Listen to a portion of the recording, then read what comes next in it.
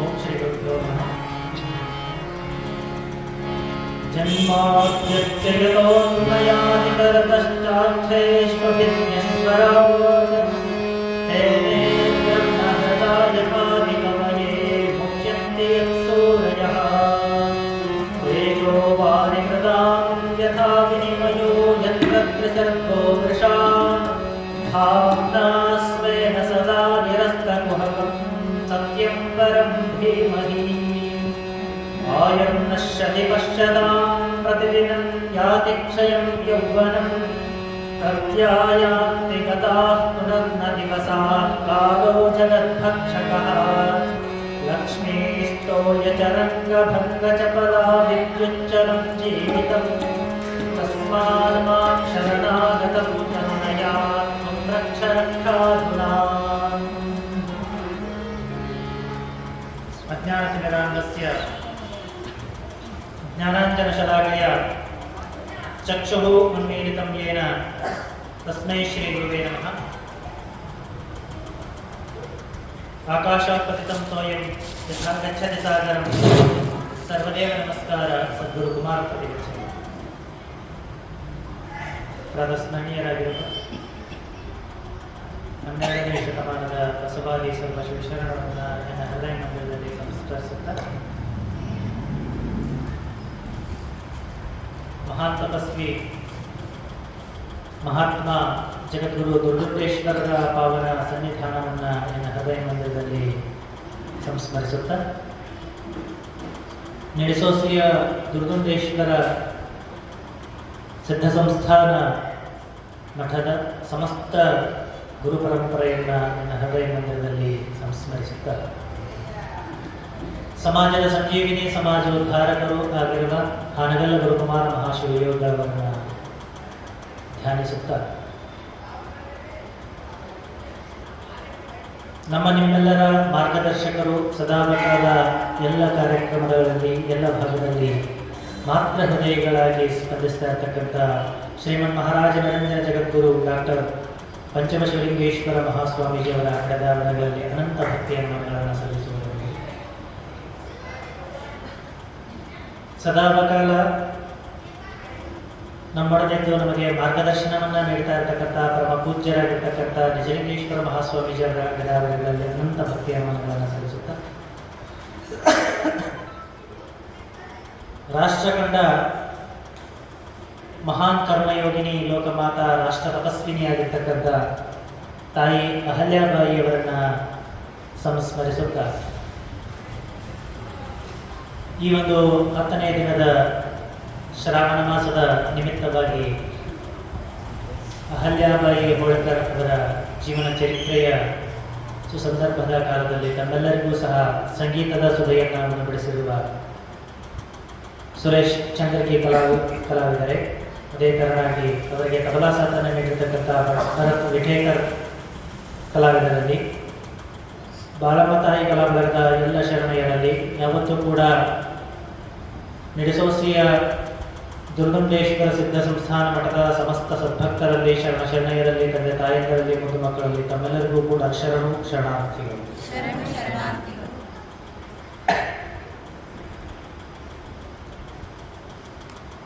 ಯಾವ ಒಂದು ಸಂದರ್ಭದಲ್ಲಿ ಯಾವುದೂ ಕೂಡ ನನಗೆ ಬೇಡವಾಗಿರೋದು ಗಂಡನೇ ಪತಿದೇವರೇ ಹೋದ ಮೇಲೆ ಇನ್ನು ಯಾವ ಆಸೆಯೂ ನನಗೆ ಉಳಿದಿಲ್ಲ ಅಂತಕ್ಕಂಥ ಒಂದು ನಿರ್ಣಯವನ್ನ ಸತಿ ಹೋಗಬೇಕು ಅಂತಕ್ಕಂಥ ನಿರ್ಣಯದಲ್ಲಿ ಶರಣಾಗ್ತಾ ಇರ್ತಕ್ಕಂಥ ಅಹಲ್ಯ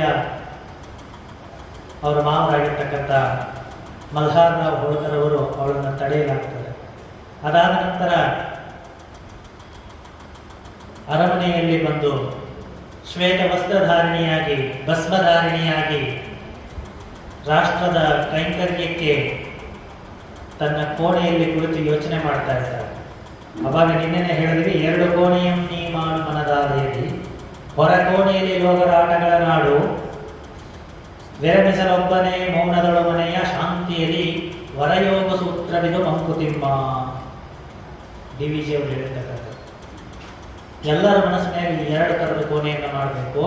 ಒಂದು ಏನು ಅಂತ ಹೇಳಿದ್ರೆ ಹೊರಗಡೆ ರೋಗಗಳನ್ನ ಆಡ್ತಾ ಇರಬೇಕು, ಇನ್ನೊಂದು ಮನಸ್ಸಿನಲ್ಲಿ ಸದಾಕಾಲ ಭಕ್ತಿ, ಪ್ರೀತಿ, ಭಗವಂತನ ಭಾವವನ್ನು ತುಂಬಿರಬೇಕು ಅಂತ.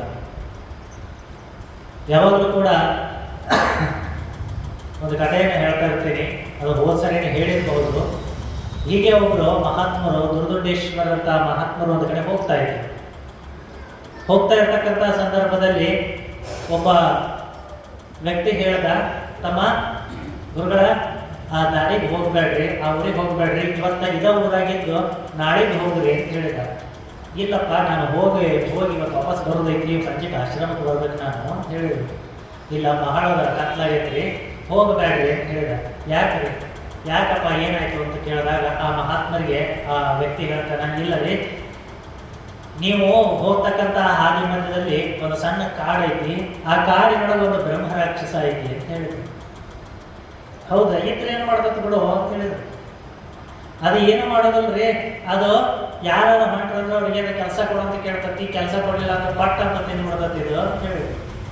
ಹೌದಾ, ಏನಾಗಿದ್ದಾಗಿತ್ತು, ಎಲ್ಲ ಭಗವಂತನ ಭಾವನೆ ಹೋಗ್ತೀನಿ ಅಂತ ಹೇಳ್ಬಿಟ್ಟು ಸಾಧುಗಳು ಮಹಾತ್ಮರು ಹೊರಟ ತಕ್ಷಣ ಆ ಬ್ರಹ್ಮ ರಾಕ್ಷಸ ಬಂದ ತಕ್ಷಣ, ಯಾಕೆ ನೀನು ಎಲ್ಲ ಜನರಿಗೆ ತೊಂದರೆ ಕೊಡಕತ್ತಿ ಅಂತ ಮಹಾತ್ಮರು ಕೇಳಿದಾಗ ಅದು ಹೇಳ್ತು, ಏನಿಲ್ಲ, ನಾನು ಯಾರು ಬಂದವರಿಗೆ ಸಹಾಯ ಮಾಡಬೇಕು ಅಂತಕ್ಕಂಥ ಭಾವನೆಯಲ್ಲಿ ನಾನು ಇದ್ದೀನಿ. ಯಾರು ಬೇಕಾದ್ರೆ ಏನು ಹೇಳಿದ್ರು ನಾನು ಆ ಕೆಲಸವನ್ನು ನಾನು ಮಾಡೋದಕ್ಕೆ ಸಿದ್ಧವಾಗಿದ್ದೀನಿ. ಆದರೆ ನನಗೆ ಯಾರು ಕೆಲಸನ ಕೊಡೋದಿಲ್ಲ, ಹಂಗೆ ಬಿಟ್ಟು ಬಿಡ್ತಾರ, ಹಾಗಾಗಿ ನಾನು ಅವ್ರನ್ನ ತಿಂದು ಬಿಡ್ತೀನಿ ಅಂತ ಹೇಳ್ತೀನಿ. ಹೌದಾ, ನಿನಗೆ ಕೆಲಸ ಅಷ್ಟೇ ಅಲ್ಲ, ಯಾರನ್ನು ಪೀಡಿಸ್ಬೇಡ, ನನ್ನ ಜೊತೆಗೆ ಬಾ, ನಾನು ಕೆಲಸ ಕೊಡ್ತೀನಿ ಅಂತ ಹೇಳಿ.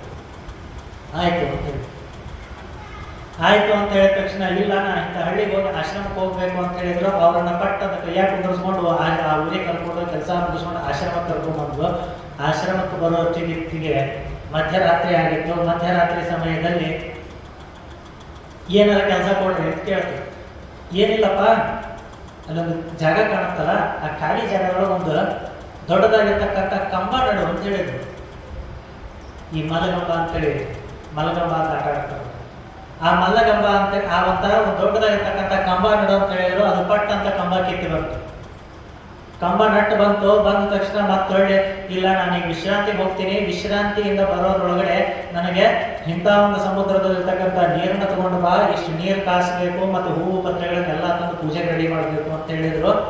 ಗುರುಗಳು ಹೇಳ್ಯಾರ, ಅದೇನು ವಾಪಸ್ ಬಂದಿರೋದಿಲ್ಲ ಅನ್ಕೊಂಡು ಬಿಟ್ಟು ಗುರುಗಳು ಆರಾಮಾಗಿ ಬೆಳಗಿನ ಜಾವ ಬ್ರಾಹ್ಮಿ ಮುಹೂರ್ತ ಸಮಯಕ್ಕೆ ಎದ್ದು ನೋಡ್ತಾರೆ. ಮತ್ತೆ ಬಂದು ನಿಂತಿರ್ತದೆ.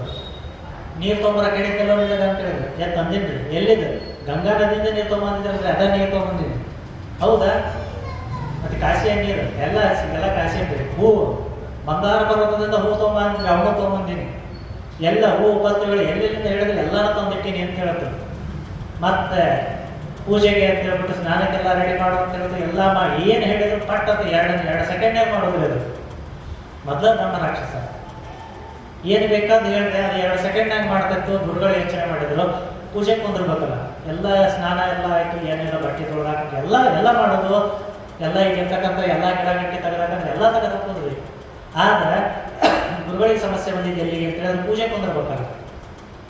ಪೂಜೆ ಕುಂತ ಮೇಲೆ ಇವ್ರು ಏನು ಮಾಡಲಿ ಅಂತ ಅದಕ್ಕೆ ಕೇಳಬೇಕು. ಇವ್ರು ಏನು ಹೇಳಿಲ್ಲ ಅಂತ ಹೇಳಿದ್ರೆ ಇವ್ರನ್ನ ತಿಂದು ಬಿಡ್ತತಿ. ಅದಕ್ಕೆ ವಿಚಾರ ಮಾಡಿದ್ರು, ತಮ್ಮ, ನಾನು ನಿನ್ನನ್ನು ಕರಿವರೆಗೂ ನೀನು ಏನು ಮಾಡು ಅಂತ ಹೇಳಿದ್ರೆ, ನಿನ್ನೆ ರಾತ್ರಿ ಒಂದು ಕಂಬ ನಟ್ಟಿಯಲ್ಲ, ಆ ಕಂಬಕ್ಕೆ ಹತ್ತುದು ಇಳಿದು ಮಾಡ್ತಿರು ಅಂತ ಹೇಳಿದ್ರು. ಆಯ್ತು ರೀ ಅಂತ ಹೇಳಿ ಅದು ಹತ್ತುದು ಇಳಿದು ಮಾಡಕತ್ತಿತ್ತು. ಗುರುಗಳು ಆರಾಮಾಗಿ ಪೂಜೆ ಮುಗಿಸ್ಕೊಂಡ್ರು, ಬಂದ್ಬಿಟ್ಟು ಮತ್ತೆ ಏನು ಬೇಕಂತಾರೆ ಅವ್ರಿಗೆ ತಕ್ಷಣ, ಇಲ್ಲ, ಒಂದಿಷ್ಟು ಪ್ರಸಾದಕ್ಕೆ ನೈವೇದ್ಯಕ್ಕಾಗಿ ಮತ್ತು ಪ್ರಸಾದಕ್ಕಾಗಿ ಒಂದಿಷ್ಟು ಹಣ್ಣು ಹಂಪಲುಗಳು ಬೇಕು, ತಗೊಂಡು ಬಾ ಅಂತ ಕರೆದ್ರು. ಅದು ಪಟ್ ಅಂತ 2 ಸೆಕೆಂಡ್ ತಂದು ಕೊಡ್ತು. ಮತ್ತೆ ಒಳ್ಳೆ ಅಲ್ಲೇ ಹತ್ತುದು ಇಳಿದು ಅಂತ ಹೇಳಿ. ಇದನ್ನ ಎಲ್ಲಾ ತಪಸ್ವಿಗಳು ಯಾರು ಮಾಡ್ತಾರ ಅವರು ಸಂತರಾಗ್ತಾರ, ಶರಣರಾಗ್ತಾರ, ಮಹಾಂತರಾಗ್ತಾರ, ದೊಡ್ಡ ತಪಸ್ವಿಗಳಾಗ್ತಾರ. ಹಂಗಂದ್ರೆ ಏನಿದ್ರಾಗ ವ್ಯತ್ಯಾಸ? ಇದು ಕಥೆ ಅಷ್ಟ. ಕಥೆ ಕಾಲ್ಪನಿಕ ಇರ್ಬೋದು, ಆದ್ರೆ ನಮ್ಮ ಜೀವನದೊಳಗ ದಿನನಿತ್ಯವಾಗಿರ್ತಕ್ಕಂಥದ್ದು. ನಮಗೂ ಕೂಡ ಒಂದು ಬ್ರಹ್ಮ ರಾಕ್ಷಸ ಐತಿ, ಇಲ್ಲಿ ಒಂದು ಬ್ರಹ್ಮ ರಾಕ್ಷಸ ಐತಿ. ಆ ಬ್ರಹ್ಮ ರಾಕ್ಷಸ ಏನು ಅಂತ ಹೇಳಿದ್ರೆ ನಮ್ಮ ಮನಸ್ಸು ಒಂದು ಬ್ರಹ್ಮ ರಾಕ್ಷಸ ಇದ್ದಂಗ. ನೀವೇನಾದ್ರೂ ಯೋಚನೆ ಮಾಡ್ರಿ, ಇಲ್ಲಿ ಕುತ್ಕೊಂಡು ನಾವು ಪ್ರವಚನ ಕೇಳಬೇಕು ಅಂತ ಹೇಳ್ರಿ, ಇಲ್ಲೇ ಕುತ್ಕೊಂಡು ನೀವು ಪ್ರವಚನ ಕೇಳಕತ್ತೀರ ನೀವು? ಇಲ್ಲ. ನಮ್ಮ ಮನ್ಯಾಗ ಇನ್ನ ಹೇಳಿ ಬಂದಿದ್ದೆ, ನಾಳೆಗೆ ಇಡ್ಲಿ ಮಾಡಾಕ ಅಕ್ಕಿ ನೆನೆ ಇಟ್ಟಿದ್ದು ರೂಪ ಅಂತ ಹೇಳಿ ಬಂದಿದ್ದೆ, ರೂಪ ಯಾರೋ ಇಲ್ಲೋ ಅಂತ ಒಂದಿಷ್ಟು ಜನ ಯೋಚನೆ ಮಾಡಕತ್ತೀವಿ. ಒಂದಿಷ್ಟು ಜನ ಏನು ಯೋಚನೆ ಮಾಡಕತ್ತೀರಿ ಅಂತ ಹೇಳಿದ್ರೆ, ಇವತ್ತು ಸಂಡೇ ಯಾವುದೂ ಇರುವುದಿಲ್ಲ, ನಿನ್ನೆ ಶುಕ್ರವಾರ ದಿವಸ ಏನೋ ನಿಂತಿತ್ತು, ನಾಳೆಗೆ ಏನಾರ ಬರ್ಬೋದು ಅದು ಅಂತೇಳಿ ಯೋಚನೆ ಮಾಡಕತ್ತಾರೆ. ಏನು ಗೊತ್ತಾಗ್ತದೆ? ಧಾರಾವಾಹಿ ಅಂತ ಹೇಳ್ತಾರೆ, ಅವ್ನು ಯೋಚನೆ ಮಾಡ್ತಿರ್ತಾರೆ ಒಂದಿಷ್ಟು. ಯಾಕಂದ್ರೆ ಮನಸ್ಸು ಇಲ್ಲೇ ಇರ್ತದ, ಶರೀರ ಇಲ್ಲೇ ಇರ್ತದ, ನಮ್ಮ ಮನಸ್ಸು ಬೇರೆ ಬೇರೆ ಕಡೆ ಯೋಚನೆ ಮಾಡ್ತಿರ್ತದ. ಮನಸ್ಸಿಗೆ ಬ್ರಹ್ಮ ರಾಕ್ಷಸ ಅಂತ ಹೇಳಿದ್ರು. ಅಂದ್ರೆ ನೀವು ಮನಸ್ಸಿಗೆ ಏನೋ ಹೇಳ್ರಿ, ನೀವು ಇಲ್ಲೇ ನಿಂತ್ಕೊಂಡು ನೀವೇನಾದ್ರೂ ಕಾಶಿ ನೋಡ್ಬೇಕಂದ್ರೆ ಕಾಶಿ ಒಳಗೆ ಹೋದಾಗ ಅಲ್ಲೊಂದು ಏನೋ ತಿಂದಿದ್ವಿ, ಇಷ್ಟು ಟೇಸ್ಟ್ ಇತ್ತು ಅಂತ ಹೇಳಿದ್ರೆ ನಿಮ್ಮ ನಾಲಿಗೆ ಮೇಲೆ ಅವತ್ತು ತಿಂದಿರೋ ಟೇಸ್ಟ್ ಬರ್ತದ, ಅಷ್ಟೇ ನೀರು ಬರ್ತದೆ ಅಂತ ಹೇಳಿದ್ರೆ ಮನಸ್ಸು ಒಂದು ಸೆಕೆಂಡಲ್ಲಿ ಇಲ್ಲೇ ಇದ್ಕೊಂಡು ಅಮೇರಿಕಕ್ಕೂ ಹೋಗ್ಬಹುದು. ಎಲ್ಲ ಲೋಕಕ್ಕೆ ನಾವು ನೋಡಿರ್ತಕ್ಕಂಥ ಎಲ್ಲ ಲೋಕಕ್ಕೂ ಹೋಗಿ ಬರೋದು, ನೋಡದೇ ಇರೋ ಲೋಕಕ್ಕೂ ಹೋಗಿ ಬರ್ತದೆ ಮನಸ್ಸು. ಆದ್ರೆ ಇಲ್ಲಿ ಅಹಲ್ಯಾಬಾಯಿ ಅದೇ ಥರ, ಅದನ್ನೇ ಇವರು ಹೇಳ್ತಾರ, DVG ಅವರು ಹೇಳ್ತಾರ, 2 ಕೋಣೆಯನ್ನು ನೀ ಮಾಡು.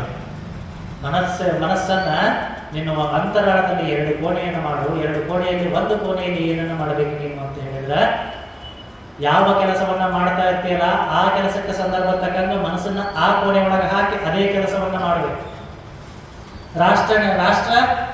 ರಾಷ್ಟ್ರ ಕಾರ್ಯಗಳನ್ನ ಮಾಡ್ತಾ ಇದ್ದೀನಿ, ರಾಷ್ಟ್ರ ನಿರ್ಮಾಣವನ್ನ ಮಾಡ್ತಾ ಇದ್ದೀನಿ, ರಾಜ್ಯದ ಕೆಲಸಗಳನ್ನ ಮಾಡ್ತಾ ಇದ್ದೀನಿ, ಲೆಕ್ಕಪತ್ರಗಳ ವೀಕ್ಷಣೆಯನ್ನ ಮಾಡ್ತಾ ಇದ್ದೀನಿ ಅಂತ ಹೇಳಿದ್ರೆ, ಹೊರಗಡೆ ಇರ್ತಕ್ಕಂಥ ಎಲ್ಲ ಜಗತ್ತಿನ ಹೊರಗಡೆ ಇರ್ತಕ್ಕಂಥ ಲೋಕದಲ್ಲಿ ಈಗ ಎಲ್ಲರೂ ಧ್ಯಾನದಲ್ಲಿರಬೇಕು ಅಂತ ಹೇಳಿದ್ರೆ ಮೊದಲ ರಾಣಿ ಆಗಿರ್ತಕ್ಕಂಥವ್ರು ಲೆಕ್ಕಪತ್ರದ ಮೇಲೆ ಅಷ್ಟು ಗಮನ ಹರಿಸಲಿಲ್ಲ ಅಂದ್ರೆ ಏನೆಲ್ಲ ಆಗಿಬಿಡ್ತಾರೆ. ಹೌದಿಲ್ಲ? ಅವಳೇನು ಇರ್ಲಿ ಬಿಡಿ, 10 ರೂಪಾಯಿ ಹೋದ್ರಲ್ಲ ಅಂತ ಬಿಡೋಂಗಿಲ್ಲಲ್ಲ.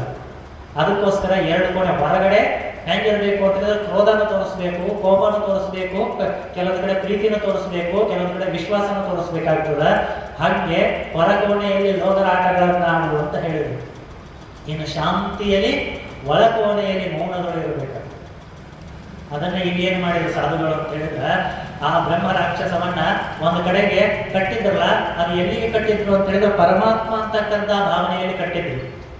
ನಾವು ದಿನನಿತ್ಯ ಹೇಳ್ತೀವಿ, ಎದ್ದ ಮೇಲೆ ಸುಮ್ಮನೆ ಒಂದಿಷ್ಟು ಕೈ ಮುಗಿದು ದೇವರಿಗೆ ಕೈ ಮುಗಿದು ಬಿಟ್ಟು ಒಂದಿಷ್ಟು ಪೂಜೆ ಮಾಡ್ತೀವ್ರಿ. ಪೂಜೆ ಮಾಡ್ಬೇಕಾದ್ರೆ ಎಲ್ಲಿರ್ತತಿ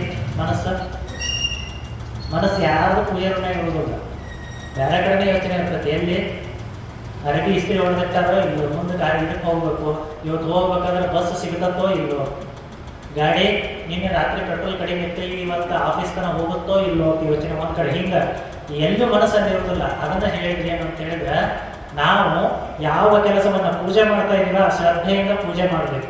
ಅದು ಆದ ತಕ್ಷಣ ಕೆಲಸಕ್ಕೆ ಹೋಗ್ತೀವಿ. ನಾವು ಯಾವುದೇ ತರವಾದ ಕೆಲಸವನ್ನ ಮಾಡಬಹುದು, ಹೊಲಗದ್ದೆಗಳಲ್ಲಿ ಕೆಲಸ ಮಾಡಬಹುದು, ಅಥವಾ ಕೋರ್ಟ್ ಕಚೇರಿಗಳಲ್ಲಿ ಆಫೀಸ್ಗಳಲ್ಲಿ ನಾವು ಕೆಲಸ ಮಾಡಬಹುದು. ಆ ಕೆಲಸ ಮಾಡಬೇಕಾದ್ರೆ ನಮ್ಮ ಮನಸ್ಸು ಎಲ್ಲಿರ್ಬೇಕು ಅಂದ್ರೆ ಆ ಕೆಲಸದ ಮೇಲೆ ಇರಬೇಕು. ಅದೆಲ್ಲ ಕೆಲಸ ಮುಗಿಯಿತು ಅಂತ ಹೇಳಿದ್ರೆ ಮತ್ತೆ ನಮ್ಮ ಮನಸ್ಸನ್ನು ಎಲ್ಲಿ ಕಟ್ಟಾಕ್ಬೇಕು ಅಂತ ಹೇಳಿದ್ರೆ ಒಂದು ಸನ್ಮಾರ್ಗ ಅಂತಕ್ಕಂಥ ಒಂದು ಹಾದಿಯಲ್ಲಿ ಕಟ್ಟಾಕ್ಬೇಕು.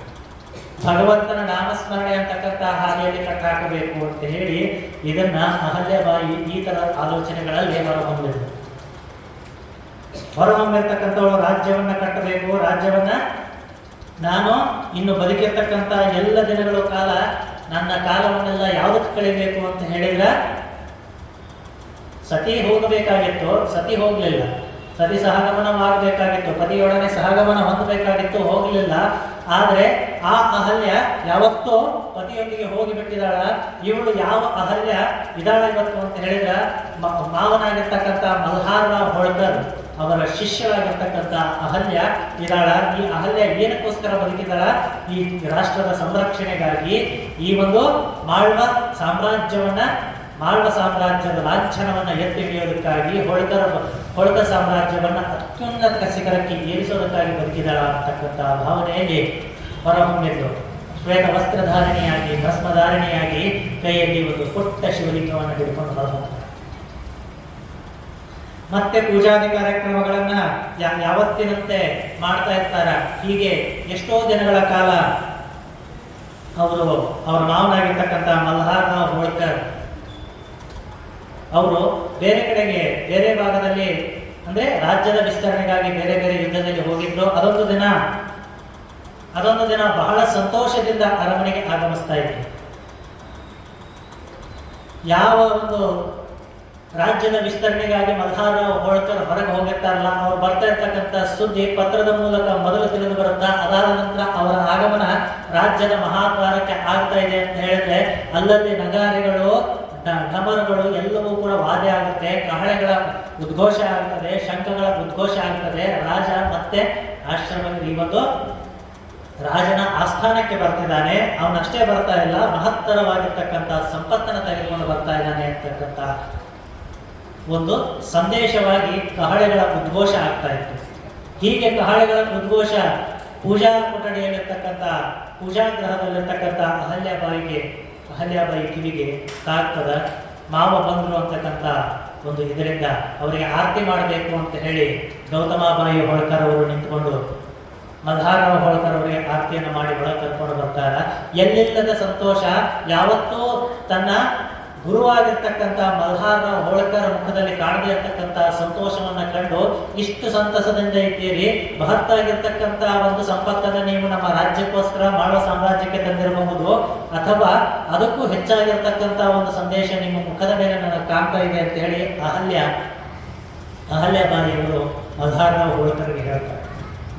ಅವಾಗ ಮಲ್ಹಾರರಾವ್ ಹೋಳ್ಕರ್ ಹೇಳ್ತಾರ, ನನ್ನ ಮನಸ್ಥಿತಿಯನ್ನ ನನ್ನನ್ನು ನಿನ್ನಷ್ಟು ಅರ್ಥ ಮಾಡಿಕೊಂಡಿರ್ತಕ್ಕಂಥವಳು ಗೌತಮಬಾಯಿನೂ ಅಲ್ಲ ಅನ್ಸುತ್ತೆ. ಅಷ್ಟು ಚೆನ್ನಾಗಿ ನೀನು ಅರ್ಥ ಮಾಡ್ಕೊಂಡಿದೀಯಾ. ನನ್ನ ಸಂತೋಷಕ್ಕೆ ಮಹತ್ತರವಾಗಿರ್ತಕ್ಕಂಥ ಕಾರಣ ಇದೆ.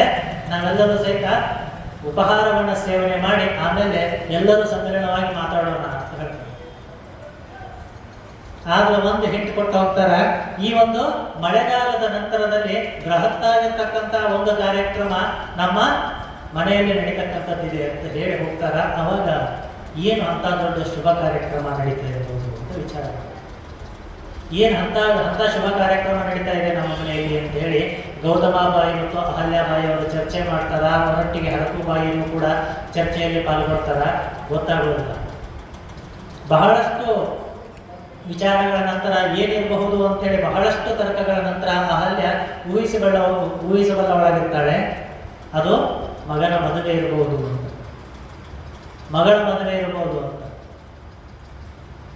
ಎಲ್ಲರೂ ಸೇರಿ ಭೋಜನಾದಿ ಕೈಂಕರ್ಯಗಳ ಮುಗಿದ ಮೇಲೆ ಆಸ್ಥಾನದಲ್ಲಿ ಕುಳಿತು ತಾಂಬೂಲ ಸೇವನೆಯ ಜೊತೆಗೆ ಮಲ್ಹಾರರಾವ್ ಹೋಳ್ಕರ್ ಹೇಳ್ತಾರೆ, ಬಲಾದ ಅಂತಕ್ಕಂಥ ಮಲ್ಹಾರ ಅಂತಕ್ಕಂಥ ನನ್ನ ಆಪ್ತ ಸ್ನೇಹಿತ ಇದ್ದಾನೆ. ಅವನ ಮಗಳನ್ನ ಅವನ ಮಗಳನ್ನ ಮಲೆರಾಮನಿಗೆ ಕೊಡಬೇಕು ಅಂತಕ್ಕಂಥದ್ದು ಒಂದು ಇದೆ. ಇನ್ನೊಂದು ಏನು ಅಂತ ಹೇಳಿದ್ರೆ ಮುಕ್ತಾಳಿಗೂ ಒಂದು ವರ್ಣನ ನೋಡಿ, ಅದ್ಭುತವಾಗಿ ವರ್ಣನ ನೋಡಿ ಮದುವೆ ಮಾಡಬೇಕು. ಯಾಕಂತ ಹೇಳಿದ್ರೆ ಈಗ ಆಗಲೇ ಮಲೆರಾಮನಿಗೆ 12 ವರ್ಷ ತುಂಬಿದೆ. ಅದರ ಜೊತೆಗೆ ಮುಕ್ತಾಬಾಯಿಗೆ 8 ವರ್ಷಗಳು ತುಂಬಿದೆ. ಮದುವೆ ಮಾಡಬೇಕು ಅಂತ ವಿಚಾರ ಬಂತು. ಅವಾಗ ಮೊದಲು ಮಗಳ ಕಡೆಗೆ ಯೋಚನೆ ಮಾಡ್ತಾರೆ.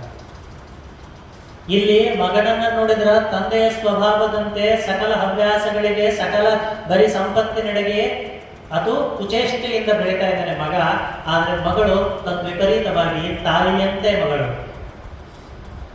ಹೇಗೆ ಹಸುವಿನಂತೆ ಕರು ಇರ್ತದ, ಆಕಳಿನಂತೆ ಒಂದು ಕರು ಹೇಗಿರ್ತದಲ್ಲ ಹಾಗೆ ತಾಯಿಯಂತೆ ಮಗಳು. ಸದ್ಗುಣಿ ಸಂಪನ್ನೇ ಆಗಿರ್ತಕ್ಕಂಥವಳು, ಸುಂದರಿ ಆಗಿರ್ತಕ್ಕಂಥ ಹುಡುಗಿ. ಯಾವತ್ತೂ ಕೂಡ ತಾಯಿಯ ಗೆರೆಯನ್ನ ದಾಟದೇ ಇರ್ತಕ್ಕಂಥವಳು. ತಾಯಿಯ ಮಾತಿನಂತೆ ಸದಾವಕಾಲ ತಾಯಿಯ ಸೆರಗಿನ ಹಿಂದೆ ಓಡಾಡ್ತಾ ಇರ್ತಕ್ಕಂಥ ಆ ಪುಟ್ಟ ಬಾಲಕಿ. ಮಗ ತದ್ವಿಪರೀತವಾಗಿದ್ದ. ಸಕಲರಲ್ಲಿಯೂ ಕೂಡ ಸಹನೆಯನ್ನು ತೋರ್ತಕ್ಕಂಥವಳು ಮುಕ್ತಾಬಾಯಿ. ಆದ್ರೆ ಮತ್ತೊಬ್ಬರಿಗೆ ಕಿರುಕುಳವನ್ನು ಕೊಟ್ಟು ಆನಂದವನ್ನು ನೋಡ್ತಾ ಇರ್ತಕ್ಕಂಥವನು ಮನೆಯರಾಯ. ಹೀಗಿರ್ಬೇಕಾದ್ರೆ ಯೋಚನೆ ಮಾಡ್ತಾಳೆ, ಮುಕ್ತಾಬಾಯಿಗೆ ಇಷ್ಟು ಬೇಗನೆ ಮದುವೆ ಬೇಡ ಅನ್ಸುತ್ತೆ ಅಂತ ಹೇಳ್ತಾಳೆ. ಮಲ್ಹಾರರಾವ್ ಹೋಳ್ಕರ್ ಅವರಿಗೆ ಹೇಳ್ತಾಳೆ.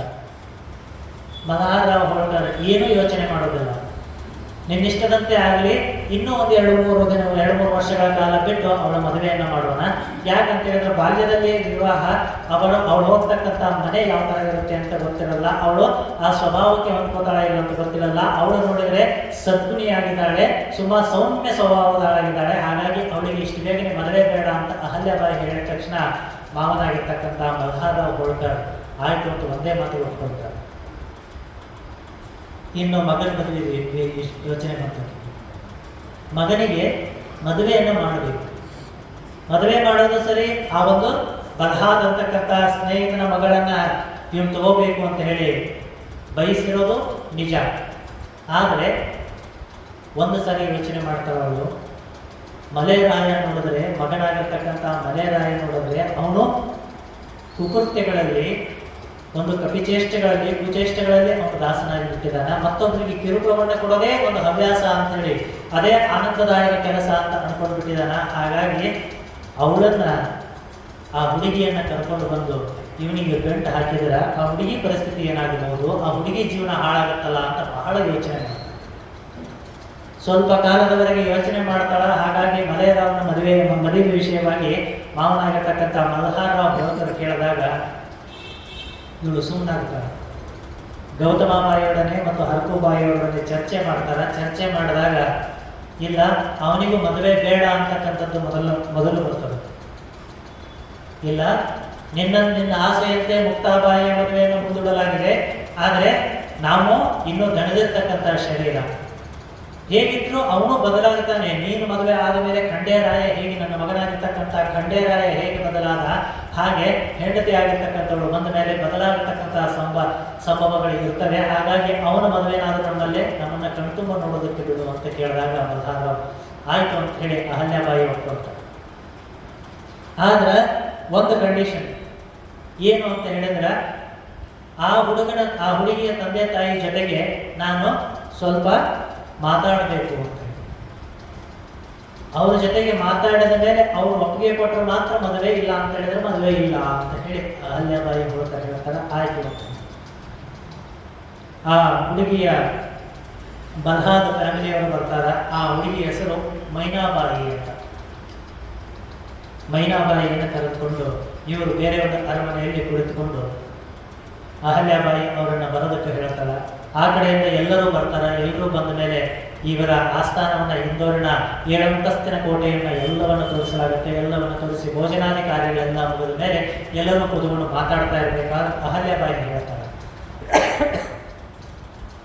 ಅಹಲ್ಯಾಬಾಯಿ, ಇಲ್ಲ, ನೀವು ನನ್ನ ಮಗನಿಗೆ ನಿಮ್ಮ ಮಗಳನ್ನು ಕೊಡ್ತಾ ಇರೋದು ಬಹಳಷ್ಟು ಸಂತೋಷ, ಆದರೆ ಒಂದಿಷ್ಟು ನೀವು ಯೋಚನೆ ಮಾಡಿರಿ. ನೀವು ನನ್ನ ಮಗನ ಬಗ್ಗೆ ಇಲ್ಲಿ ಎಲ್ಲರೂ ಕೇಳಿದ್ರೆ, ಇಲ್ಲಿ ಎಲ್ಲರನ್ನೂ ಕೇಳಬಹುದು, ನಮ್ಮ ರಾಜ್ಯದಲ್ಲಿ ಎಲ್ಲಿ ಬೇಕಾದರೂ ಕೇಳಬಹುದು. ಒಂದಿಷ್ಟು ಜನ ನಮ್ಮ ಮಾವನ ಮೇಲೆ ಇರ್ತಕ್ಕಂಥ ಮಲ್ಹಾರ ಹೋಳ್ಕರ್ ಮೇಲೆ ಇರ್ತಕ್ಕಂಥ ಒಂದು ಗೌರವಕ್ಕೋ ಅಥವಾ ಗೌತಮಾಬಾಯಿಯ ಹೋಳ್ಕರ್ ಅವರ ಮೇಲೆ ಇರ್ತಕ್ಕಂಥ ಗೌರವಕ್ಕೋ ಒಂದಿಷ್ಟು ನಿಮಗೆ ಅವರ ಬಗ್ಗೆ ಪಾಸಿಟಿವ್ ಆಗಿ ಹೇಳಿರಬಹುದು. ಆದರೆ ಅವನು ಹಾಗಿಲ್ಲ. ಯಾವ ತಾಯಿ ನನ್ನ ಮಗ ಸರಿ ಇಲ್ಲ ಕೊಡಬೇಡ್ರಿ ಅಂತ ಹೇಳ್ತಾರೆ.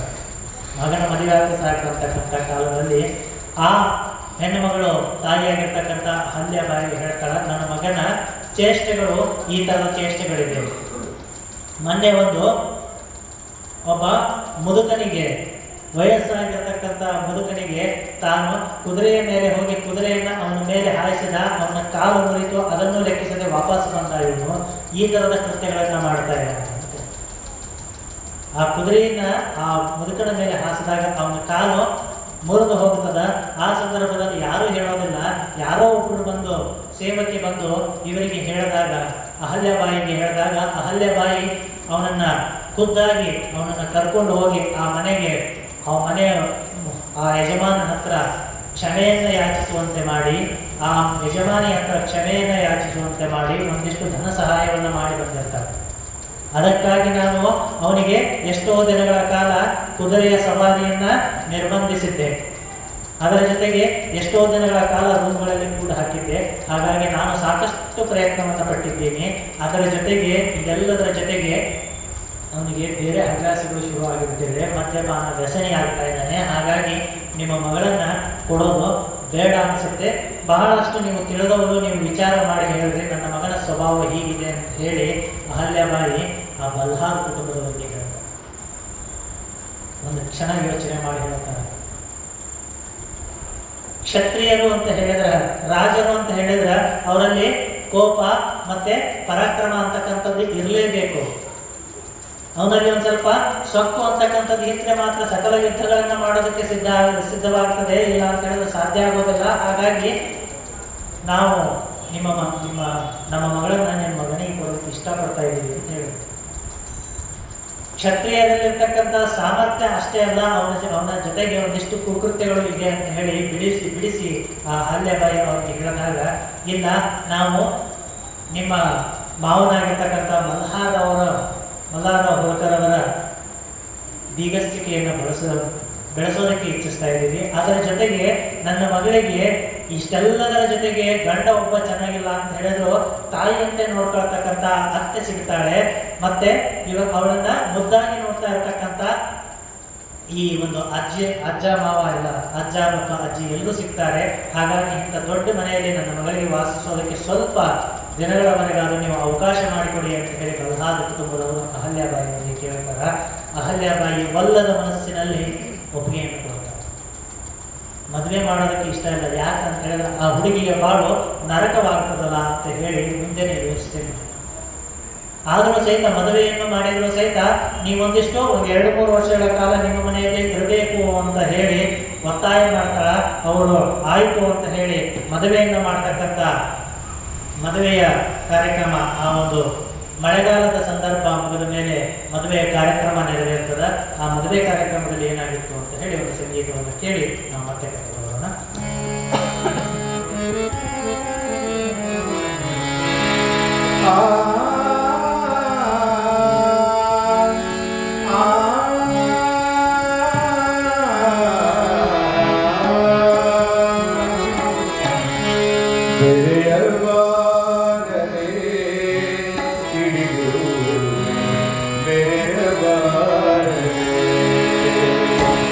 Hare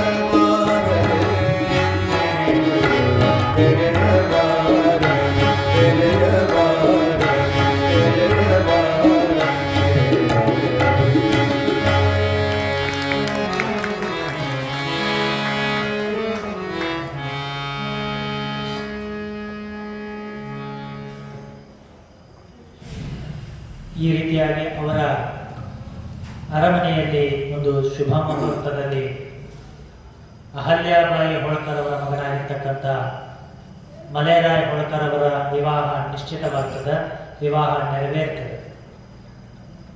ವಿವಾಹದ ನಂತರ ಅಹಲ್ಯಾಬಾಯಿ 8 ವರ್ಷದ ಬಾಲಕಿಯಾಗಿದ್ದಾಗ ಇಂದೋರಿನ ಅರಮನೆಗೆ ಬಂದಿರತಕ್ಕಂಥ ನೆನಪು. ಯಾರೂ ಸಹಿತ ಆಟ ಪಾಠ ಆಡಲಿಕ್ಕೆ ಯಾರೂ ಇಲ್ಲ, ಆಟಗಳನ್ನು ಆಡಲಿಕ್ಕೆ ಯಾರೂ ಇಲ್ಲ, ಯಾವುದು ಒಳ್ಳೆಯದು ಯಾವುದು ಕೆಟ್ಟದ್ದು ಯಾವುದನ್ನು ಮಾಡಬೇಕು ಅಂತ ಹೇಳೋದಕ್ಕೆ ಯಾವುದೂ ಇಲ್ಲ. ಆ ಥರದ ಭಾವನೆ ಬಂದಿರತಕ್ಕಂಥ ಮೈನಾಬಾಯಿಗೆ ಬರಬಾರ್ದು ಅಂತ ವಿಚಾರ ಮಾಡಿ ಮಗಳಿಗೆ 8 ವರ್ಷದ ಬಾಲಕಿಯಾಗಿದ್ದರೂ ಸಹಿತ 20 ವರ್ಷದ ಅನುಭವದಂತೆ ಮಾತನಾಡ್ತಾ ಇದ್ದು, ಅನುಭವದಂತೆ ಕೆಲಸಗಳನ್ನು ಮಾಡ್ತಾ ಇರ್ತಕ್ಕಂಥ ಮುಕ್ತಾಬಾಯಿಗೆ ಹೇಳ್ತಾಳೆ ಮಗಳಿಗೆ, ಅವಳನ್ನು ಚೆನ್ನಾಗಿ ಆಟದಲ್ಲೇ ಆಗಲಿ ಯಾವ ಒಂದು ಸಂದರ್ಭದಲ್ಲೂ ಅವಳಿಗೆ ಕುಂದುಕೊರತೆಗಳು ಬರಬಾರ್ದು, ಒಡವೆ ವಸ್ತ್ರಗಳಲ್ಲಿ ಯಾವುದೂ ಕುಂದುಕೊರತೆಗಳು ಬರಬಾರ್ದು, ನಿನಗೆ ನಿನ್ನ ಹತ್ರ ಇರ್ತಕ್ಕಂಥ ವಸ್ತುಗಳನ್ನು ಯಾವುದೂ ಕೇಳಿದ್ರು ಸಹಿತ ಇಲ್ಲ ಅಂತ ಹೇಳಬಾರ್ದು, ನೀನು ಅವಳಿಗೆ ಕೊಡಬೇಕು ಅಂತ ಮುಕ್ತಾಬಾಯಿಗೆ ಹೇಳಿದಾಗ ಮುಕ್ತಾಬಾಯಿ ಬಹಳ ಪ್ರೀತಿಯಿಂದ ಗೆಳತಿಯಂತೆ ಅವರಿಬ್ಬರೂ ಸಹಿತ ಅರಮನೆಯಲ್ಲಿ ಓಡಾಡಿಕೊಂಡಿರ್ತಾರೆ. ಮಲೇರಾಯನ ಈ ಸ್ವಭಾವವನ್ನು ಕಂಡಿರ್ತಕ್ಕಂಥ ತಾಯಿ ಮೈನಾಬಾಯಿಯನ್ನ ಅವನ ಹತ್ತಿರಕ್ಕೂ ಕಳಿಸ್ತಾ ಇರಲಿಲ್ಲ. ಯಾಕಂತ ಹೇಳಿದ್ರೆ ಅವನು ಯಾರ ಮೇಲೆ ಅವರ ಮೇಲೆ ಕೈ ಮಾಡ್ತಾ ಇದ್ದ. ಅಲ್ಲಿರ್ತಕ್ಕಂಥ ದಾಸಿಯರ ಮೇಲೆ, ಅಲ್ಲಿರ್ತಕ್ಕಂಥ ಸೇವಕರ ಮೇಲೆ ದರ್ಪವನ್ನು ತೋರಿಸ್ತಾ ಇದ್ದ ಮಲೇರಾಯ. ಮಗನ ಈ ವರ್ತನೆಯನ್ನ ಪರಿವರ್ತಿಸುವುದು ಹೇಗೆ ಅಂತ ಹೇಳಿ ದೊಡ್ಡ ಸಾಹಸವಾಗಿತ್ತು. ಇದರ ಮಧ್ಯದಲ್ಲಿ ಅವನ ವಿವಾಹ ನಂತರದ ಮದ್ಯಪಾನ ಸೇವನೆ ಮತ್ತು ಹೆಚ್ಚಾಗಿತ್ತು. ಅವನಿಗೆ ಹಣ ಯಾವ ಮೂಲದಲ್ಲಿ ಸಿಗ್ತಾ ಇದೆ ಅಂತೇಳಿ ಗೊತ್ತಾಗ್ತಾ ಇರಲಿಲ್ಲ. ಆದರೂ ಸಹಿತ ಆ ರೀತಿಯಲ್ಲಿ ಅವನು ವ್ಯಸನದಲ್ಲಿ ಮುಳುಗ್ತಾ ಇದ್ದ. ಇದನ್ನು ಗಮನಿಸಿ ಆ ತಾಯಿಯ ಹೃದಯ ಎಷ್ಟು ಕಷ್ಟಪಟ್ಟಿತ್ತೋ ಲೆಕ್ಕ ಇಲ್ಲ. ಎಷ್ಟೋ ದಿನಗಳ ಕಾಲ ಆ ತಾಯಿ ಕಣ್ಣೀರಲ್ಲಿ ಕುಳಿತು ಊಟವನ್ನೇ ಮಾಡದೆ ಕಳೆದ ದಿನಗಳೆಷ್ಟೋ ಆಗಿ ಹೋಗಿತ್ತು. ಇಂತಹ ಒಂದು ಸಂದರ್ಭದಲ್ಲಿ ಲೆಕ್ಕಪತ್ರಗಳ ವೀಕ್ಷಣೆಯನ್ನು ಮಾಡ್ತಾ ಇರಬೇಕಾದ್ರೆ ಮಲ್ಹಾರ ಹೋಳ್ಕರ್ ಅವರು ಒಂದು ಪತ್ರವನ್ನು ಬರೀತಾರೆ. ಈ ಕಡೆ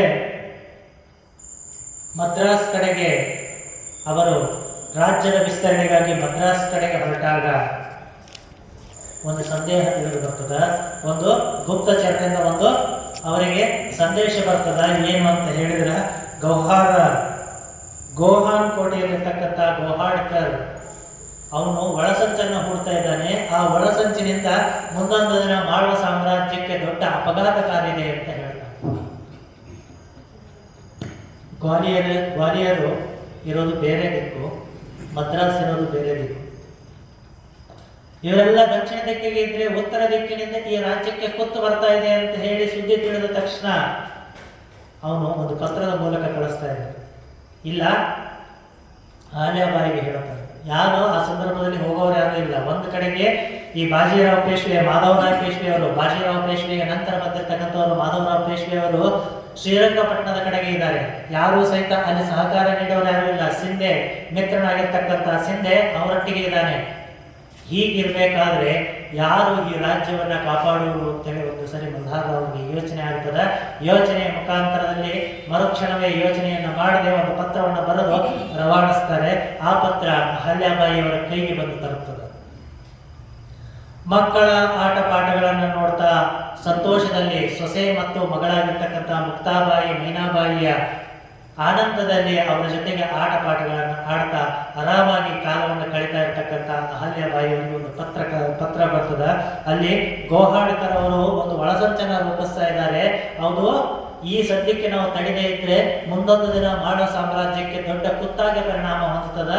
ಹಾಗಾಗಿ ನೀನು ಏನು ಮಾಡಬೇಕು ಅಂತ ಹೇಳಿದ್ರೆ ಫಿರಂಗಿಗಳನ್ನ ಮತ್ತು ಸೈನಿಕರನ್ನ ಸಿದ್ಧಪಡಿಸಿಕೊಂಡು ಆ ಸೈನ್ಯವನ್ನು ತೆಗೆದುಕೊಂಡು ನೀನು ಗ್ವಾಲಿಯರ್ ಕಡೆಗೆ ಹೋಗಬೇಕು. ಅಷ್ಟರಲ್ಲಿ ನಾವೆಲ್ಲ ಬಂದು ಸೇರ್ತೀವಿ ಅಂತ ಹೇಳ್ತಾರೆ. ತುಕ್ಕೋಜಿ ಹೋಳ್ಕರ್ ಅವರು ಸಹಿತ ಬಂದು ನಿನಗೆ ಸಹಾಯವನ್ನು ಮಾಡ್ತಾರೆ ಅಂತ ಹೇಳ್ತಾರ. ಆ ಒಂದು ಸಂದರ್ಭದಲ್ಲಿ ಅಹಲ್ಯಾಬಾಯಿ ಹೋಳ್ಕರ್ ಅಲ್ಲಿರ್ತಕ್ಕಂಥ ಎಲ್ಲ ಸೈನಿಕರನ್ನ ತುರ್ತಾಗಿ ಸಭೆ ಸೇರಿ ಎಲ್ಲರನ್ನೂ ಕೂಡ ಯುದ್ಧದ ಸಿದ್ಧತೆಗಳನ್ನು ಮಾಡೋದಕ್ಕೆ ಸಿದ್ಧವಾಗ್ತಾರೆ. ಇಲ್ಲಿವರೆಗೂ ತಾಯಿಯ ರೂಪ ಒಂದಾಗುತ್ತೆ. ಶಾಂತ ಸ್ವರೂಪದಲ್ಲಿ ಲೆಕ್ಕಪತ್ರಗಳ ವೀಕ್ಷಣೆಯನ್ನ ಮಾಡ್ತಾ ರಾಜ್ಯಭಾರವನ್ನು ಮಾಡೋದಾದ್ರೆ ಕತ್ತಿಯನ್ನ ಹಿಡಿದು ರಣಾಂಗಣದಲ್ಲಿ ಝೇಂಕರಿಸಿರ್ತಕ್ಕಂತಹ ದೃಶ್ಯ. ಹೀಗೆ ತಾಯಿಯಾಗಿರ್ತಕ್ಕಂಥ ಅಹಲ್ಯಾಬಾಯಿ ಹೋಳ್ಕರ್ ಎಲ್ಲರನ್ನ ಕರೆಸಿಕೊಂಡು ಎಲ್ಲರಿಗೂ ಹೇಳ್ತಾರೆ, ಯುದ್ಧದ ಸಿದ್ಧತೆಗಳನ್ನ ಮಾಡಿಕೊಳ್ಳಿ, ಫಿರಂಗಿಗೆ ಬೇಕಾಗಿರ್ತಕ್ಕಂಥ ಮದ್ದುಗಳನ್ನು ತುಂಬ್ಕೋಬೇಕು ಅಂತ ಹೇಳಿ ಮುಂದೆ ಹೋಗ್ತಾ ಇರಬೇಕಾದ್ರೆ ಮತ್ತೊಂದು ಪತ್ರ ಸೇರ್ತದ. ಇಲ್ಲ, ನೀವು ಗೌಹಾಟ್ ಕೋಟೆಯನ್ನು ವಶಪಡಿಸಿಕೊಳ್ಬೇಕು ಅಂತ ಹೇಳಿದ್ರೆ ಇಷ್ಟು ಪ್ರಮಾಣದ ಅವರೆಲ್ಲ ಒಂದು ಪತ್ರ ಬರೆದಿರ್ತಾರೆ. ಅಂದ್ರೆ ಇಷ್ಟು ಪ್ರಮಾಣದಲ್ಲಿ ನಾವು ಮದ್ದುಗುಂಡು ಶೇಖರಣೆ ಮಾಡಿದೀವಿ, ಇಷ್ಟು ದೊಡ್ಡ ಸೈನ್ಯದಲ್ಲಿ ನಾವು ಹೋಗ್ತಾ ಇದೀವಿ ಅಂತ ಪತ್ರ ಬರೆದಿರ್ತಾರ. ಇಷ್ಟು ಸಾಲೋದಿಲ್ಲ, ಇನ್ನೂ ಹೆಚ್ಚು ಮದ್ದುಗುಂಡುಗಳ ಅವಶ್ಯಕತೆ ಅಲ್ಲಿ ಆಗತದ. ಹಾಗಾಗಿ ನೀವೆಲ್ಲರೂ ಕೂಡ ಅಲ್ಲಿಗೆ ಇನ್ನೂ ಹೆಚ್ಚಿನ ಮದ್ದುಗುಂಡುಗಳನ್ನು ಶೇಖರಣೆ ಮಾಡಿಕೊಂಡು ಒಂದು ಭಾಗದಲ್ಲಿ ನೀವೆಲ್ಲ ಕಳಿತು ಅಲ್ಲಲ್ಲಿ ಮತ್ತೊಂದಿಷ್ಟು ಜನ ಸೈನಿಕರು ಬಂದು ಸೇರುವಂತೆ ಏರ್ಪಾಡು ಮಾಡಿದ್ದೀನಿ ಅಂತ ಹೇಳಿ ಎಲ್ಲ ಪತ್ರಗಳ ಮುಖಾಂತರ ಗುಪ್ತಚರ ಮುಖಾಂತರ ಸಂದೇಶವನ್ನ ಅಹಲ್ಯಾಬಾಯಿ ಕಳಿಸಿಕೊಡ್ತಾರ. ಅಹಲ್ಯಾಬಾಯಿ ಆ ಗೌಹಾನ್ ಕೋಟೆಯನ್ನ ಹೋಗ್ತಾರೆ. ಗೌಹಾನ್ ಕೋಟೆಗೆ ಹೋಗಿದ್ದ ಅಲ್ಲದೆ ಆ ಗೌಹಾನ್ ಕೋಟೆಯಲ್ಲಿರ್ತಕ್ಕಂಥ ಗೌಹಾಡ್ಕರ್ ಅಂತಕ್ಕಂಥ ವ್ಯಕ್ತಿಯನ್ನ ಯುದ್ಧಕ್ಕೆ ಬಂದಿರತಕ್ಕಂಥ ಈ ಅಹಲ್ಯಾಬಾಯಿ ಹೋಳ್ಕರ್ನ ನೋಡಿ ಅವನಿಗೆ ಆಶ್ಚರ್ಯ ಆಗುತ್ತೆ ಮತ್ತು ಅಷ್ಟೇ ಆನಂದ ಆಗುತ್ತೆ. ಮಲ್ಹಾರ ಹೋಳ್ಕರ್ ಬರ್ತಾನೆ ಅಂತ ಹೇಳಿದ್ದೆ. ಮಲ್ಹಾರ ಹೋಳ್ಕರ್ ಬಂದ್ರೆ ಒಂದು ಭಯ ಅಂತಕ್ಕಂಥದ್ದು, ಸಣ್ಣದಾಗಿ ಭಯ ಪಡ್ತಿದ್ನ ಏನೋ ಒಂದು ಹೆಣ್ಣು ಬಂದಿದ್ದಾನೆ, ಅದರಲ್ಲೂ ಅಸಹಾಯಕರಾಗಿರುವ ಒಂದು ಹೆಣ್ಣು, ಅದರಲ್ಲೂ ಒಬ್ಬ ವಿಧವೆ ಆಗಿರ್ತಕ್ಕಂಥವಳು ಅಸಹಾಯಕಳು ಒಬ್ಬಳು ಬಂದಿದ್ದಾಳೆ. ಇವಳಿಂದ ಏನು ಮಾಡೋದಕ್ಕೆ ಸಾಧ್ಯ?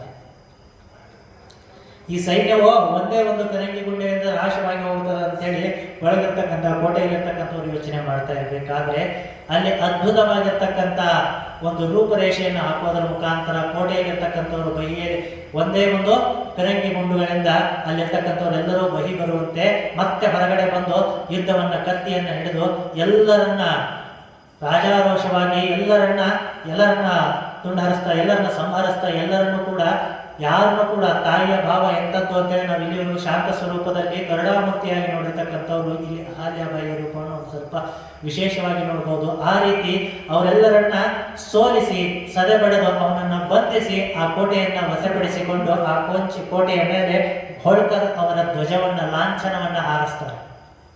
ಆ ಹೋಳ್ಕರ್ ಅವರ ಲಾಂಛನ ಮೊನ್ನೆ ಹೇಳಿದ್ದೆ ನಾನು, ಆ ಲಾಂಛನ ಬಹಳ ವಿಶೇಷವಾಗಿರ್ತಕ್ಕಂಥದ್ದು. ಆ ಲಾಂಛನದಲ್ಲಿ ಒಂದು ಸೂರ್ಯ, ಮಧ್ಯದಲ್ಲಿ ಒಂದು ಸೂರ್ಯ ಇರ್ತದೆ, ಮೇಲ್ಗಡೆ ಒಂದು ಛತ್ರಿ, ಒಂದು ಕಡೆಗೆ ಕತ್ತಿ ಮತ್ತು ಒಂದು ಕಡೆ ಕುದುರೆ, ಕತ್ತಿ ಮತ್ತು ಕುದುರೆ, ಅದರ ಜೊತೆಗೆ ಇನ್ನೊಂದು ಕಡೆಗೆ ಬಸವ ನಂದಿ, ಅದರ ಜೊತೆಗೆ ಈಟಿ, ಇದರ ಜೊತೆಗೆ ಅಲ್ಲಿರ್ತಕ್ಕಂಥ ಮೂಲ ಧಾನ್ಯಗಳಾಗಿರ್ತಕ್ಕಂಥ ರಾಜ್ಯದ ಬೆಳೆಗಳಾಗಿರ್ತಕ್ಕಂಥ ಗೋಧಿ ಮತ್ತು ಗಸಗಸೆ ಇದನ್ನ ಬೆಳೀತಾ ಇತ್ತು. ಅಂದ್ರೆ ಇದ್ರದ್ದು ಎಲ್ಲ ಚಿತ್ರಣಗಳು ಆ ಒಂದು ಧ್ವಜದಲ್ಲಿತ್ತು, ಆ ಲಾಂಛನದಲ್ಲಿತ್ತು. ಯಾಕೆ ಹಾಗಿತ್ತು ಆ ಲಾಂಛನ ಅಂತ ಹೇಳಿದ್ರೆ, ಮೊದಲು ಸೂರ್ಯ ಇದ್ದ. ಸೂರ್ಯ ಅಂತ ಮಧ್ಯದಲ್ಲಿರ್ತಕ್ಕಂಥ ಸೂರ್ಯನ ಚಿತ್ರ ಏನು ಅಂತ ಹೇಳಿದ್ರೆ, ಇವರು ಹುಟ್ಟೂರಾಗಿರ್ತಕ್ಕಂಥ ಮಲ್ಹಾರ ಹೋಳ್ಕರ್ ಅವರ ಹುಟ್ಟೂರಾಗಿರ್ತಕ್ಕಂಥ ಉದಯಪುರ, ಅವರ ಮೂಲ ಉದಯಪುರ. ಹಾಗಾಗಿ ಸೂರ್ಯನನ್ನ ಉದಯ ಅಂತಲೂ ಕರಿತೀವಿ, ರವಿ ಅಂತಲೂ ಕರಿತೀವಿ, ಸೂರ್ಯ ಅಂತ ಕರಿತೀವಿ. ಆ ಸೂರ್ಯನಿಗೆ ಅದಕ್ಕೆ ಆ ಸೂರ್ಯನನ್ನ ಇಟ್ಟಿದ್ರಂತೆ, ಅದರ ಮೇಲೆ ಒಂದು ಛತ್ರಿಯನ್ನ ಇಟ್ಟಿದ್ರು. ಸೂರ್ಯನ ಶಾಖವನ್ನ ತಡೆದು ಮೇಲೆ ಬಂದಿರತಕ್ಕಂತ ವ್ಯಕ್ತಿ ಅಂದ್ರೆ ಹಾವು, ಆ ಸೂರ್ಯನ ಶಾಖ ಅವನಿಗೆ ಬೀಳಬಾರದು ಅಂತ ತಡೆದಿರ್ತದಲ್ಲ, ಅದಕ್ಕೆ ಒಂದು ಛತ್ರಿ ಇಟ್ಟಿದ್ರು. ಅದರ ಜೊತೆಗೆ ಅವರ ದೇವರಾಗಿರ್ತಕ್ಕಂಥ ಖಂಡೋಬ ಅಂತ ಹೇಳ್ತಾರೆ, ಕುಲದೇವರಾಗಿರ್ತಕ್ಕಂಥ ಖಂಡೋಬ ಅಥವಾ ಮಾರ್ತಾಂಡ ಅಂತ ಹೇಳ್ತಾರೆ. ಅವನ ಆಯುಧವಾಗಿರ್ತಕ್ಕಂಥದ್ದು ಮತ್ತೆ ವಾಹನವಾಗಿರ್ತಕ್ಕಂಥ ಖಡ್ಗ ಮತ್ತು ಕುದುರೆಗಳನ್ನ ಆ ಒಂದು ಲಾಂಛನದಲ್ಲಿ ಇಟ್ಟಿದ್ರು ಅಂತ. ಅದರ ಜೊತೆಗೆ ಎಲ್ಲ ಆಯುಧಗಳಲ್ಲಿ ಮಲ್ಹಾರ ಅವರು ಅತಿ ಪರಿಣತಿಯನ್ನು ಹೊಂದಿದವರು ಅಂತ ಹೇಳಿದ್ರೆ ಈಟಿಯಲ್ಲಿ ಕೆಲವು ಒಂದೊಂದರಲ್ಲಿ ನಾವು ಪರಿಣತಿ ಅಂತೇಳಿ ಇದನ್ನ ರಾಮಾಯಣ ಮಹಾಭಾರತದ ಕಾಲದಲ್ಲಿ ನಾವು ತಿಳ್ಕೊಳ್ತೀವಿ. ಗದಾಧರಿ ಭೀಮ ಅಂತ ಹೇಳ್ತೀವಿ. ಗದೆ ಅಂತ ಹೇಳಿದ್ರೆ ನಮಗೆ ಭೀಮ ನೆನಪಾಗ್ತಾನ, ಗದೆ ಅಂತ ಹೇಳಿದ್ರೆ ನಮಗೆ ದುರ್ಯೋಧನ ನೆನಪಾಗ್ತಾನ. ಅದೇ ತರನಾಗಿ ಬಿಲ್ವಿದ್ಯೆ ಅಂತ ಕೇಳಿದ್ರೆ ನಮಗೆ ಕರ್ಣ ನೆನಪಾಗ್ತಾನ, ಒಂದು ಕಡೆಗೆ ಅರ್ಜುನ ನೆನಪಾಗ್ತಾನೆ. ಹಾಗೆ ಒಂದೊಂದರಲ್ಲೇ ಒಂದೊಂದು ಪರಿಣತಿಯನ್ನ ಅಂದ್ರೆ ಎಲ್ಲ ಯುದ್ಧಗಳನ್ನ ಕಲಿತಿರ್ತಾರೆ, ಎಲ್ಲ ಯುದ್ಧ ಕಲೆಗಳನ್ನ ಕಲಿತಿರ್ತಾರೆ. ಆದ್ರೆ ಹೆಚ್ಚಿನದಾಗಿ ಅವರ ಆಸಕ್ತಿ ಒಂದು ಕಡೆಗೆ ಇರ್ತದ. ಅಂತದ್ರಲ್ಲಿ ಮಲ್ಹಾರ ಹೋಳ್ಕರ್ ಅವರಿಗೆ ಅತಿ ಪ್ರಿಯವಾಗಿರ್ತಕ್ಕಂಥದ್ದು, ಸಾವಿರಾರು ಜನ ಸೈನಿಕರು ಬಂದ್ರು ಒಂದು ಈಟಿ ಇದ್ರೆ ಸಾಕು, ನಾನು ಎಲ್ಲರನ್ನ ಸದೆಬಡೆಯುವೆ ಅಂತಕ್ಕಂಥ ಧೈರ್ಯ ಆ ಈಟಿಯಲ್ಲಿ ತುಂಬಿರ್ತಿತ್ತು. ಅಷ್ಟು ಪ್ರೀತಿಯಾಗಿರ್ತಕ್ಕಂಥ ಒಂದು ಈಟಿಯನ್ನು ಇಡೋದ್ರ ಮೂಲಕ ಮತ್ತೆ ಅದರ ಜೊತೆಗೆ ನಂದಿ ಬಸವೇಶ್ವರನ್ನ ಇಡೋದ್ರ ಮೂಲಕ ಆ ಒಂದು ಲಾಂಛನ ಮಾಡಿದ್ರು. ಈ ತರದ ಲಾಂಛನದ ಕೆಳಗೆ ಒಂದು ಸಂದೇಶವನ್ನು ಬರೆಸಿದ್ರು. ಏನು ಅಂತ ಹೇಳಿದ್ರೆ, ಶ್ರಮ ವಹಿಸಿದವನಿಗೆ ಮಾತ್ರ ಅಥವಾ ಪ್ರಯತ್ನಶೀಲನಿಗೆ ಮಾತ್ರ ಯಶಸ್ಸು ಅಂತಕ್ಕಂಥ ಒಂದು ವಾಕ್ಯವನ್ನ ಅಲ್ಲಿ ಬರೆಸಲಾಗಿದೆ. ಯಾರು ಶ್ರಮಜೀವಿ ಇರ್ತಾರೋ, ಯಾರು ಪ್ರಯತ್ನವನ್ನ ಪಟ್ಟು ಮೇಲೆ ಹೋಗ್ತಾರೋ ಅವರಿಗೆ ಮಾತ್ರ ಯಶಸ್ಸು, ನಿಜವಾಗಿ ಯಶಸ್ಸು ಬರ್ತದ, ಸುಮ್ಮನೆ ಕೂತವರಿಗೆ ಯಶಸ್ಸು ಬರೋದಿಲ್ಲ ಅಂತಕ್ಕಂಥದ್ದು. ಹಾಗೆ ಇದನ್ನ ಈ ಧ್ವಜವನ್ನ ಆ ಕೋಟೆಯ ಮೇಲೆ, ಗ್ವಾಲಿಯರ್ ಕೋಟೆಯ ಮೇಲೆ ಹಾರಿಸೋದ್ರ ಮುಖಾಂತರ ವಿಜಯವನ್ನ ಅಹಲ್ಯಾಬಾಯಿ ಮಾಳ್ವ ರಾಜ್ಯಕ್ಕೆ ತಂದು ಕೊಟ್ಟಿದ್ದಾಳೆ ಅಂತಕ್ಕಂಥ ಸುದ್ದಿ ಈ ಒಂದು ಮದ್ರಾಸ್ ಪ್ರದೇಶದಿಂದ ಹೋಗ್ತಾ ಇರ್ತಕ್ಕಂಥ ಮಲ್ಹಾರ ಹೋಳ್ಕರ್ ಅವರಿಗೆ ತಿಳಿದು ಬರ್ತದ. ಮತ್ತು ಅತಿ ಹೆಚ್ಚು ಆನಂದದಿಂದ ಆ ಒಂದು ಅಹಲ್ಯಾಬಾಯಿ ಸೊಸೆಯಾಗಿರ್ತಕ್ಕಂಥ ಶಿಷ್ಯರಾಗಿರ್ತಕ್ಕಂಥ ಅಹಲ್ಯಾಬಾಯಿ ಹೋಳ್ಕರನ್ನ ಅಭಿನಂದಿಸಬೇಕು ಅಂತ ಹೇಳಿ ಮಾರ್ಗದಿಂದ ಮತ್ತು ಇನ್ನೂ ದ್ವಿಗುಣಿತವಾಗಿ ಇನ್ನೂ ವೇಗವಾಗಿ ಹೊರಡೋದಕ್ಕೆ ಸಿದ್ಧರಾಗ್ತಾರ. ಅವರೆಲ್ಲರೂ ಸಹಿತ ಮತ್ತೆ ಮಾಳ್ವದಲ್ಲಿರ್ತಕ್ಕಂಥ ಇಂದೋರ್ ನಗರದ ರಾಜ್ಯಕ್ಕೆ ಮತ್ತೆ ಆಗಮಿಸ್ತಾರ. ಆ ಧ್ವಜದ ಕೋಟೆಯ ಮೇಲೆ ಈ ಬಾವುಟದ ಲಾಂಛನವನ್ನ ಹಾರಿಸಿ ಮತ್ತೆ ಇಂದೋರಿಗೆ ಬರ್ತಾರ. ಇಂದೋರಿನಲ್ಲಿ ಆ ತಾಯಿಯ ಅಭಿನಂದನೆ ಗೀತೆಗಳು ಯಾವ ತರ ಇರ್ತವ ಅಂತ ಹೇಳಿ ನಾಳಿನ ದಿನ ನಾವು ನೋಡೋಣ ಅಂತ ಹೇಳ್ತಾ ನಮ್ದೊಂದು ಮಾತುಗಳನ್ನ ಪರಮ ಪೂಜ್ಯರ ಪಾದದಲ್ಲಿ ಅರ್ಪಿಸ್ತಾ ಇದ್ದೀನಿ. ಶಿವಮೊಗ್ಗ.